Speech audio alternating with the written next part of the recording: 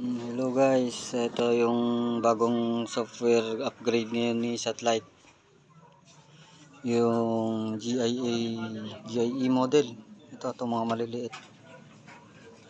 So, meron tayong file nito. Titingnan natin kung gagana. Bali 1.0.4. Meron na tayong file na nailagay dito sa USB. Try natin dito sa box na to kung gagana. Wait lang, isasalpak ko lang, pause ko muna. So ayan na guys, nilagay na natin yung USB doon. Ang gagawin natin dito is huhugutin muna natin tong power supply, then pindutin natin yung M, yung menu, tapos ibalik natin yung power supply. So kita ba? Ayan. So hugutin natin tong power supply, pindutin natin tong menu, then ibalik natin ganyan. So ayan na siya.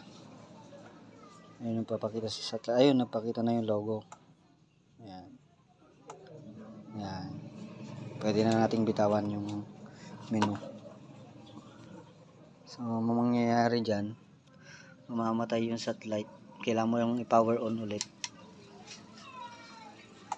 Ayan. Kaya na yung 1.04 EBS natin, yung file natin.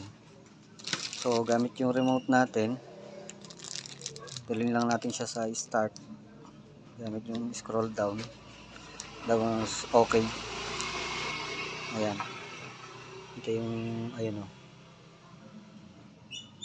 mali start.